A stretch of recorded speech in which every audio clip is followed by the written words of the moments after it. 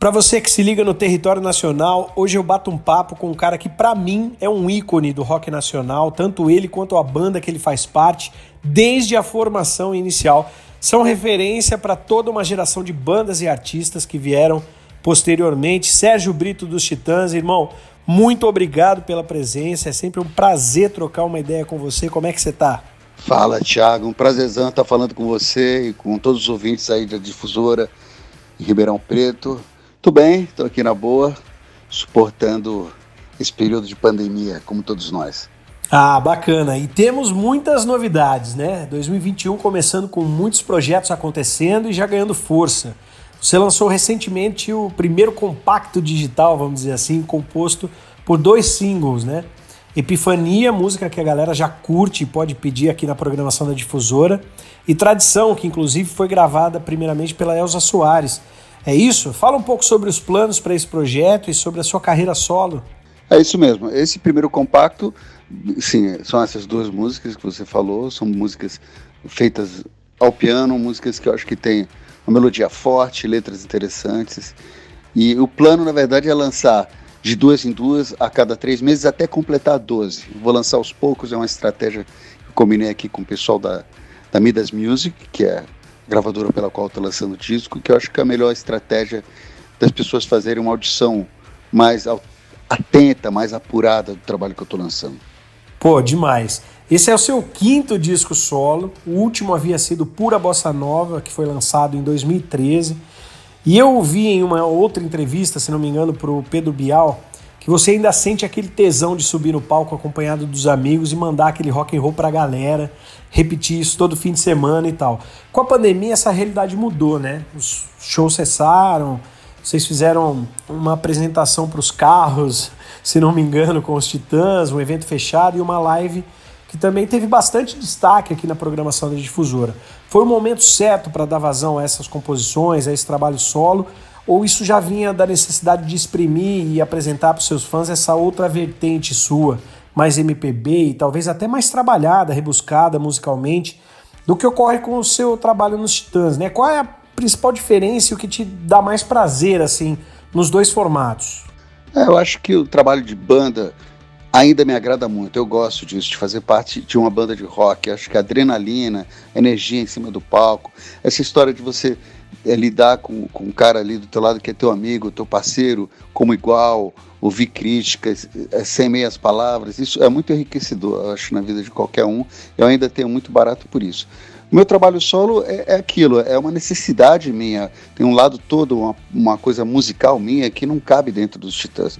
Como você mesmo disse, são coisas mais sofisticadas do ponto de vista musical, acho que harmonias mais bem trabalhadas, melodias eu acho que mais ricas, e também tem esse flerte todo, essa história de usar ingredientes da música popular brasileira, da MPB, da bossa nova mais claramente, nessa mistura que eu faço do pop e do rock, que eu acho que é uma coisa que me diferencia do que eu faço como Titãs, me diferencia do trabalho da banda, né, e me identifica como artista solo. Então, para mim é primordial manter as 2 coisas vivas. Eu acho que, por enquanto, essa relação ainda está um pouco desequilibrada, entendeu? Eu dedico muito mais tempo, muito mais energia aos Titãs do que ao meu trabalho solo, mas minha intenção é equilibrar isso um pouco, porque as 2 coisas são fundamentais para a minha vida.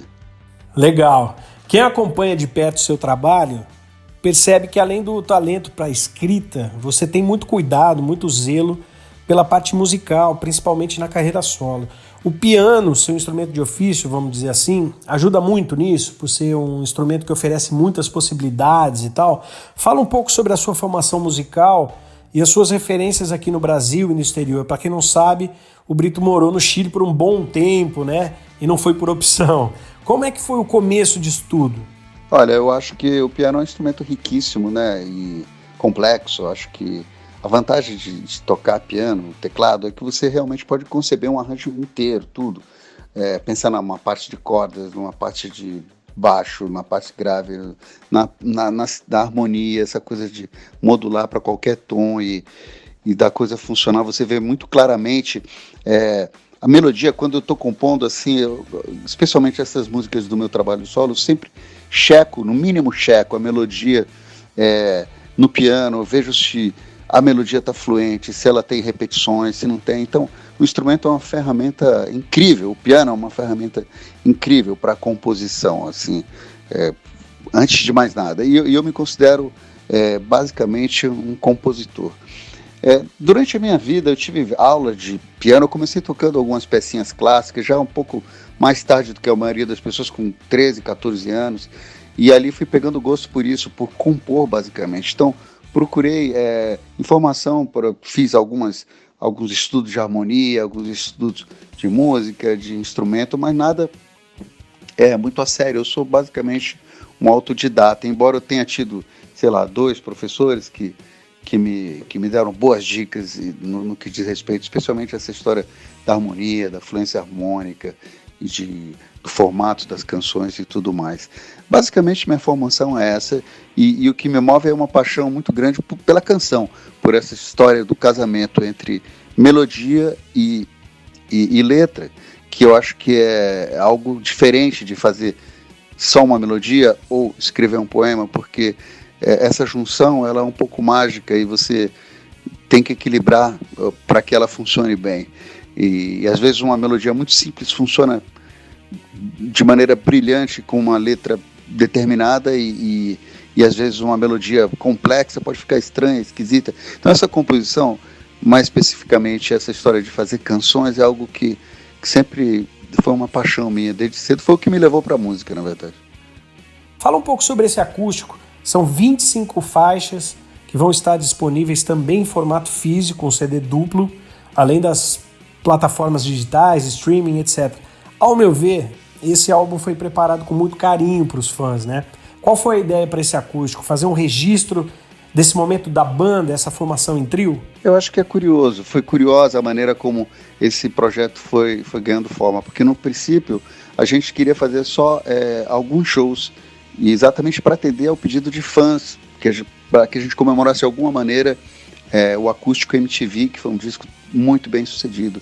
E a gente resolveu fazer isso de uma maneira mais despojada, fazer algo acústico sim, mas sem aquela grandiosidade toda do disco original, ou seja, sem orquestra, fazer dessa maneira, de uma maneira enxuta, só eu, Tony Branco, a princípio, só nós 3 mesmo, tocando baixo, piano e violão.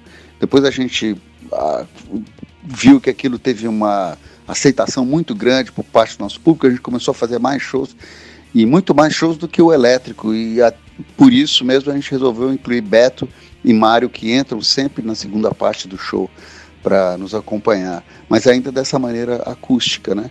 E, bom, no meio do caminho a gente acabou a gente se deu conta que aquilo era também importante para a gente, nesse sentido da gente se apossar dessas músicas novamente, entendeu? Porque nesse formato, né, nesse momento que a gente está vivendo da banda, apenas nós 3, assim, dos membros originais, então certas músicas que eram, por exemplo, cantadas pelo Paulo, pelo Nando, pelo Arnaldo, agora serem registradas nas nossas vozes, nas vozes dos integrantes que ficaram na banda, isso também pareceu uma coisa importante, eu acho. Mas eu acho que tudo começou com a vontade de atender aos fãs, e eu acho que até por isso que o repertório é tão extenso. A gente escolheu coisas relevantes da nossa carreira, grandes sucessos, claro, mas também canções que são emblemáticas e importantes do ponto de vista estético, como, sei lá, Miséria, ou Polícia, ou a própria Cabeça de Dinossauro, e por aí vai. Eu acho que a gente ficou muito satisfeito com o resultado do trabalho, e agora, tendo ele lançado na mídia física, a gente fecha esse ciclo e está pronto para partir para outra. Essa ideia foi muito bacana. O show acústico no teatro é delicioso. A gente teve a oportunidade de estar com vocês aqui em Ribeirão e ver de perto o quão é bacana esse formato mais intimista, que vocês contam várias histórias da carreira, das composições. É possível fazer planos para o futuro com a banda nesse momento? Quais são as aspirações de uma banda que, desde sempre segue fazendo muito sucesso, independente da formação, da época? O que você ainda almeja realizar com os Titãs? Olha, o futuro imediato, assim, a médio prazo, pelo menos dá, porque acho que a gente vai ter que colocar em dia muita coisa que ficou suspensa por causa da pandemia, shows que estavam agendados, essa turnê do trio acústico, a gente precisa finalizar ela. A gente gostaria de ter registrado essa turnê, esse show também, ao vivo, filmado isso, porque até o nosso plano era fazer isso no Municipal, em São Paulo. A gente tinha 2 datas reservadas já para fazer isso. Não sei se a gente vai conseguir fazer tudo isso, mas a ideia é que nesse ano e talvez no início do próximo a gente consiga pôr em dia todas essas coisas. Quanto a planos para o futuro com a banda, eu acho que a gente sempre tem. Eu particularmente tenho. Eu tenho, fora as minhas coisas solo, eu tenho coisas que eu acho que eu gostaria de fazer com a banda ainda, entendeu? Que obviamente eu preciso da cumplicidade de todo mundo, mas eu tenho planos para isso, do ponto de vista musical, artístico mesmo. Então eu acho que tem ainda bastante coisa que eu gostaria de realizar com a banda, com os Titãs. Projetos não faltam, eu acho que eles vão ser feitos, vão ser realizados aos poucos. Eu acho que o próximo, eu gostaria muito ainda de realizar um registro ao vivo desse show do trio acústico, por causa exatamente dessa história do papo que a gente tem com a galera, das histórias, da espontaneidade que rola, da interação com o público. As músicas ganham outro sentido quando interpretadas, depois que você conta a gênese, fala um pouco sobre como você pensou em tal verso, ou elaborou tal melodia, com quem você estava, onde você estava. Eu acho que isso é uma coisa muito interessante, rica, e eu acho que os fãs gostam muito desse formato, receberam esse formato muito bem. Então acho que valeria a pena investir nisso, sim. Boa. E com relação ao cenário atual da música, do rock aqui no Brasil, qual a sua impressão sobre o que deve vir aí para os próximos anos, pela próxima década? Os formatos de consumo e divulgação mudaram, todos tendo que se adaptar aí a novas tecnologias de gravação, a velocidade da informação. O que talvez, na sua opinião, seja benéfico para que a gente consiga melhorar ainda mais o acesso à arte, né, de maneira geral aqui no país, o consumo de música? O que você pensa sobre isso? Mas esse assunto é complexo. Eu acho que a gente precisa voltar, para começar, a valorizar a arte e a música que se faz no Brasil. Eu acho que, ultimamente, nos últimos tempos, acho que fazer arte parece que é uma profissão de segunda categoria. As pessoas tratam com desprezo isso, recriminam, por exemplo, incentivo do governo para projetos artísticos, o que não acontece em todas as outras áreas. Por exemplo, sei lá, a agricultura tem incentivo do governo, e sendo que a atividade artística, eventos, gera muita divisa, ou pode gerar muita divisa, trabalho, emprego, enfim, coisas assim básicas que eu acho que precisam ser resgatadas, isso de valorizar a arte e a produção artística, especialmente o que se faz aqui no Brasil. Sinto isso um pouco também em relação ao rock que se fez no Brasil, que de uns tempos para cá parece que é senso comum achar que o rock brasileiro é uma música menor, menos importante do que os outros gêneros, ou mera cópia do que se faz lá fora, coisa com a qual eu não concordo absolutamente. Eu acho isso um engano terrível. Eu acho que muita originalidade no rock que se faz aqui no Brasil tem e tinha muito, e eu acho que a música que se fez dos anos 80, 90, até no começo dos anos 2000, dentro desse gênero que a gente poderia categorizar como pop rock, é extremamente rica e tem muita qualidade. Eu acho que isso devia ser valorizado. Eu acho que, para começar, acho que o primeiro passo é um pouco esse: valorizar quem produz um trabalho autoral, quem está compondo, quem está falando sobre o que acontece, sobre o que vive, se expressando. As pessoas deveriam dar mais atenção a isso. Eu acho que começa tudo por aí, uma atitude, uma mudança de atitude em relação a isso, mais espaço nas casas, nos bares, nas casas de show, para quem tem um trabalho autoral, etc e tal. Eu vejo um pouco dessa maneira. Sérgio Brito, Titãs, para você que se liga aqui no Território Nacional. Brito, muitíssimo obrigado pela gentileza. Eu sei que você é um cara muito ocupado e é sempre muito bacana poder contar com a sua disponibilidade para a gente trocar uma ideia, e uma grande honra poder eventualmente tocar e fazer um som com você, cara. Te desejo muito sucesso sempre e que a gente possa estar juntos de forma presencial, ao vivo, muito em breve, pessoalmente. Um grande abraço de todos aqui da Difusora FM. Valeu, Thiago. Um abração para você também, para todos os ouvintes aí, a equipe da Difusora FM. Dizer que é sempre um prazer tocar contigo. Às vezes que a gente fez show foi um barato, uma diversão. E é sempre bom encontrar com você. E é isso. Um abraço a todos, obrigado pelo espaço. Valeu.